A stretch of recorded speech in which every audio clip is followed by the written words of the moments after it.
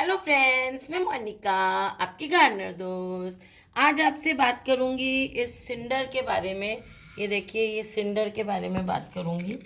ये सक्यूलेंट्स के लिए मैंने एक्चुअली, बहुत ज़रूरी नहीं होता है ये लेना। फिर वही मैं कह रही हूँ कि गार्डनर्स को शौक़ होता है नए नए मीडियम्स यूज़ करने का, नई चीज़ें यूज़ करने का। जैसे जिनको घर का डेकोरेशन का शौक़ होता है, वो कैसे नई नई चीज़ें लाते हैं, नई नई तरह की बेडशीट्स, वॉल हैंगिंग्स, है ना। उसी तरह से हम गार्डनर्स को भी शौक़ होता है अलग अलग तरह के मीडियम्स यूज़ करके देखने का पौधों के लिए। तो ये मैंने सिंडर मंगवाया था, तो मैंने कहा चलिए आपसे आज यही बात कर लेते हैं कि सिंडर क्या होता है।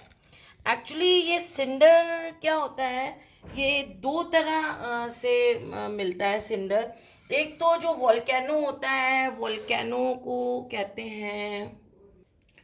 तो जो ज्वालामुखी होते हैं ना, ज्वालामुखी में से आपको पता है बहुत लावा निकलता है, उसके अंदर से आग जैसा लावा निकलता है ना। लावा निकल के वो बह जाता है बाहर की तरफ, और बहुत ज़्यादा टेम्परेचर होता है उसमें।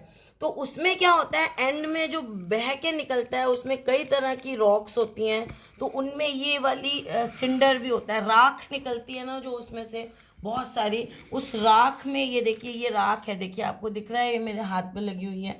ये राख होती है। राख के जो छानते हैं राख को, जब उसके मोटे पार्टिकल्स हैं, ये राख उड़ जाती है और ये मोटे पार्टिकल्स हैं, वो निकलता है। और दूसरा, ये जो सिंडर हम ज़्यादातर यूज़ करते हैं, ये ऐसे निकलता है कि ये, तो दूसरा ये जो निकलती हैं, ये जो कोल फर्नेस होती हैं, मतलब कोयले से चलने वाली भट्टियाँ, मेटल्स के जो ओर निकलते हैं, ये जो खान खान में से, उनका क्या करते हैं, उन ओर्स में से प्योर मेटल निकालने के लिए स्पेशली ये कोल की जो फर्नेस होती हैं उनमें ज़्यादा, ये स्टील की जो फर्नेस होती हैं उसमें ज़्यादा ये मिलता है। तो उसमें जो भट्टियाँ होती हैं उनमें बहुत हाई टेम्परेचर पे कोयले को जलाया जाता है।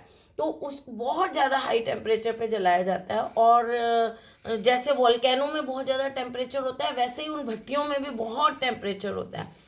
तो कोयले से चलने वाली जो भट्टियाँ हैं उनमें भी जब वो कोयला जल जाता है, नीचे उसकी जो राख बचती है, उसमें एक तो ऐसी बारीक राख होती है और वो बारीक राख उड़ जाती है और ये नीचे ऐसे बचता है। इसको कहते हैं हम सिंडर। तो ये जो है, हमें ज़्यादातर जो अवेलेबल होता है दो तरह का होता है। एक तो वॉल्केनिक सिंडर होता है और एक जो भट्टियों में से निकला हुआ सिंडर होता है। ये बहुत क्वांटिटी में मिलता है। इसमें की क्या खासियत है, देखने में ये देखिए आपको सिंपल वो कंकर से ही लग रहे हैं, ऐसा कुछ नहीं है। लेकिन इसकी खासियत ये है कि बहुत ज़्यादा टेम्परेचर पे जब कोयला जला और उसका ये जो रेजिड्यू बचा, जो एंड में एंड प्रोडक्ट बचा, राख जो बची, इसके अंदर एयर कैविटीज़ होती हैं। इसके अंदर गैस अंदर तक जा सकती है, तो एयर कैविटीज़ होती हैं इसके अंदर। तो ये हल्का होता है बहुत ज़्यादा, मतलब पौधे के लिए ये हल्का होता है। और ये क्या है कि कुछ पौधों के लिए जिनकी जड़ों को हवा चाहिए होती है, उनके लिए ये अब मैंने आपको पहले बताया था कि परलाइट और वर्मिकुलाइट भी वॉल्केनिक जो है वो रॉक्स होती हैं। लेकिन उनमें और इसमें फ़र्क क्या है कि वर्मिकुलाइट जो है वो उसमें एरिएशन नहीं होता है ज़्यादा।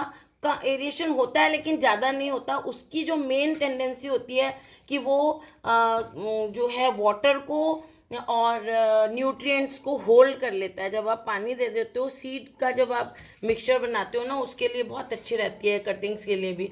वो अप्रोप्रिएट अमाउंट में जो है मॉइस्चर को वर्मिकुलाइट पकड़ लेता है। वर्मिकुलाइट पे मैंने एक वीडियो बनाया है, वर्मिकुलाइट और परलाइट पे। मैं डिस्क्रिप्शन में वो दोनों वीडियोस डालूंगी, आप लोग देखना।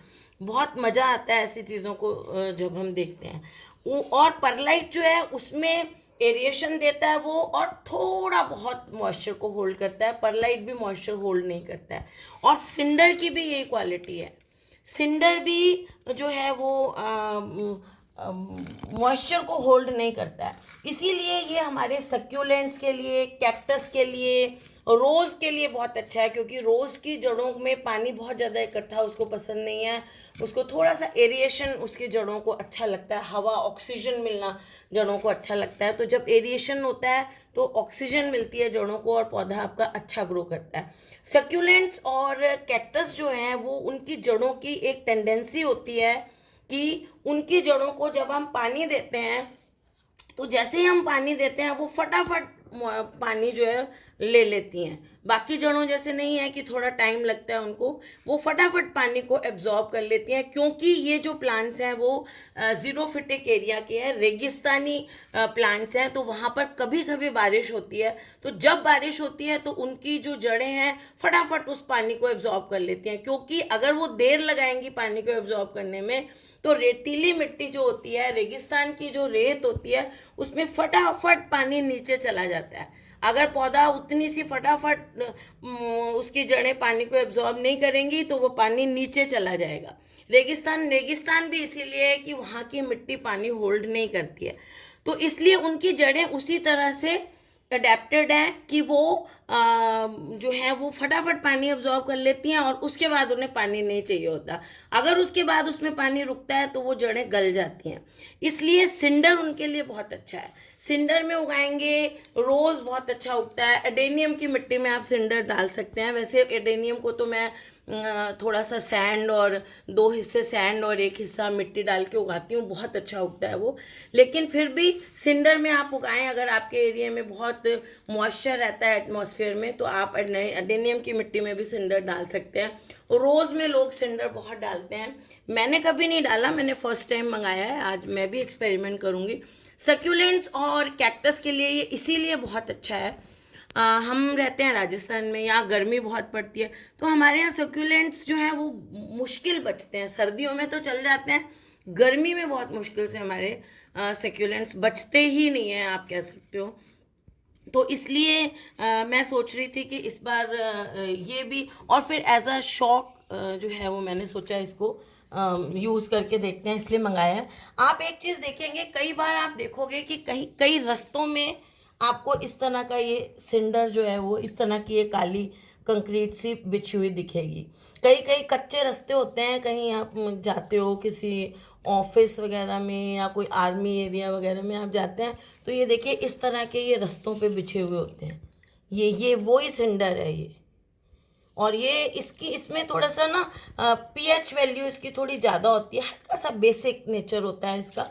तो इसलिए इसको जब हम यूज़ करते हैं तो इसमें थोड़ी सी वर्मी कंपोस्ट या थोड़ी खाद मिला लें तो अच्छा रहता है। आप इसमें क्या करें, जब आप इसको यूज़ करें तो इसमें थोड़ी सी जैसे 1 हिस्सा ये लेते हैं आप, सिंडर लेते हैं, तो इसमें आधा हिस्सा जो है वर्मी कंपोस्ट मिला लें। और अगर आप अच्छी तरह से वॉश करके थोड़ी सी सैंड भी मिला लेंगे तो आपका थोड़ा मिक्सचर ज़्यादा बड़ा तैयार हो जाएगा। तो ये बात ये है कि जहाँ पर भट्टियाँ वगैरह होती हैं, मेरे ख्याल शुगर मिल की भट्टियों से भी ये सिंडर निकलता है, तो ऐसा नहीं है। तो ये आपको मिल जाता है, आप नर्सरी वगैरह में भी पूछें। मतलब ज़रूरी नहीं है कि मैंडेटरी आप इसको लें, लेकिन अगर आप शौकीन हैं अलग अलग मीडियम्स यूज़ करने के, और फिर हम जब सुनते रहते हैं ना, सिंडर में लगाइए, सिंडर में ये है, कई सुनते हैं, तो हम लोगों को ये क्यूरियोसिटी होती है कि सिंडर क्या होता है और उसमें कैसे उगाई जाती है चीज़। अब मैं इसमें सक्यूलेंट्स उगाऊंगी तो फिर आपको दिखाऊंगी उनका रिज़ल्ट क्या होता है। इसको क्या है कि आपको 2-3-4 पानी धोना पड़ता है जब आप इसको, अभी मैंने इसको 1-2 पानी धो लिया है, देखिए अभी भी मैं इसको धो रही हूँ तो इसमें से काला काला जो है वो पानी निकल रहा है। तो इसको अच्छी तरह से वॉश कर लें और इसमें जो है वो वर्मी कंपोस्ट मिला लें, और थोड़ी सी अगर आप चाहें तो मोटी वाली सैंड भी, बजरी भी मिला सकते हैं, रिवर सैंड मोटी मोटी वाली, मोटी किसी छाननी से छान के मोटी मोटी वाली ले लें बिल्कुल बारीक से, वो थोड़ा सा आप इसमें मिला सकते हैं। और वैसे खाली वर्मी कंपोस्ट मिलाएंगे तो वो इसके पीएच को जो है वो बैलेंस कर देगी, क्योंकि वर्मी कंपोस्ट जो है या जो गोबर वाली खाद अच्छी तरह सड़ी हुई, वर्मी कंपोस्ट आजकल मिलती है ज़्यादा क्वांटिटी में, वो अच्छी है, मैं उसको प्रेफर करती हूँ, क्योंकि उसमें ये डर नहीं रहता कि उसका डिकम्पोजिशन पूरी तरह डिकम्पोज हुई हुई है कि नहीं हुई हुई है, वो डिकम्पोज ही होगी। गोबर खाद में कई बार ये होता है कम डिकम्पोज हुई हुई है, तो वो फिर अपने पौधों को कीड़े लगा देती है। तो इसलिए वर्मी कंपोस्ट जो है वो एसिडिक है ये खादें नेचर में, और इसका थोड़ा बेसिक नेचर होता है, इसका पीएच थोड़ा ज़्यादा है, तो इसलिए उसमें मिला देंगे तो वो पीएच भी बैलेंस हो जाता है। तो इसलिए उनकी जड़ों को एरिएशन भी चाहिए, क्योंकि जीरोफिटिक प्लांट्स हैं, रेत में उगते हैं, उनकी जड़ों को एरिएशन चाहिए। गुलाब के लिए भी सिंडर बहुत अच्छा होता है। तो इसमें वर्मी कंपोस्ट हम इसलिए मिलाते हैं क्योंकि ये एज सच न्यूट्रिशन को होल्ड नहीं करेगा, जैसे वर्मी कंपोस्ट न्यूट्रिशन होल्ड करता है, या परलाइट थोड़ा सा न्यूट्रिशन होल्ड करता है, ज़्यादा नहीं करता। परलाइट जो है वो एरिएशन ज़्यादा देता है, ना तो वो बहुत ज़्यादा पानी होल्ड करता है, ना बहुत ज़्यादा न्यूट्रिशन होल्ड करता है। ये जो है ये न्यूट्रिशन बिल्कुल होल्ड नहीं करता, सिर्फ एरिएशन देता है आपके पौधे को, उसकी जड़ों को। इसलिए ये सक्यूलेंट्स के लिए अच्छा है, उन्हें चाहिए नहीं अपनी जड़ों में पानी बिल्कुल भी खड़ा हुआ, और ये उस चीज़ को प्रोवाइड करता है। तो ये न्यूट्रिशन तो होल्ड करता ही नहीं है, इसलिए इसमें हमें थोड़ी सी वर्मी कंपोस्ट मिलानी पड़ेगी। आप आधी मिलाएं या आधी से थोड़ी कम भी मिला सकते हैं, तो ताकि वो थोड़ा सा न्यूट्रिशन, वर्मी कंपोस्ट भी थोड़ा सा मॉइस्चर हल्का सा होल्ड करती है, तो इसलिए आप आधी वर्मी कंपोस्ट के बजाय आधी से थोड़ा कम भी मिला सकते हैं। जैसे एक हिस्सा इसका ले लिया तो 1/3 या 1/4 हिस्सा वर्मी कंपोस्ट मिलाएं तो भी सही रहेगा, क्योंकि वो फिर मॉइस्चर होल्ड करेगी, और ये मॉइस्चर बिल्कुल होल्ड नहीं करता है। तो थोड़ा सा न्यूट्रिएंट्स भी होल्ड करे, ऐसी मिट्टी भी होनी चाहिए। बाकी सक्यूलेंट्स और इनको कैक्टस को बहुत ज़्यादा खाद न्यूट्रिशन की भी कोई ज़रूरत नहीं होती है। आप जितना लिक्विड जो है, आप जब पानी देने लगे उसमें थोड़ा न्यूट्रिशन जब आप मिलाते हैं, तो जैसे जैसे वो पानी सोखती हैं उसके साथ वो न्यूट्रिशन भी सोख लेती हैं। तो वर्मी कंपोस्ट भी बहुत ज़्यादा मिलाने की ज़रूरत नहीं है, 1/4 ही मिलाएं तो ठीक है। थोड़ा सा बेस देने के लिए हम इसमें हल्का सा उसको मिला देंगे। बाकी जो है वो इस तरह से आप इसका मिक्सचर तैयार कर लें, और इसको धो लें अच्छी तरह, और धोने के बाद इसको इस तरह से अगर यूज़ करना चाहते हैं तो करें। आप देखना कई जगह आपने रास्तों पे इनको पड़े हुए देखा होगा, और ये मतलब अरे उन रास्तों पे लगा देते हैं वो, और रास्ते मैंने तो बहुत जगह देखा है इनको रास्तों पे पड़े हुए।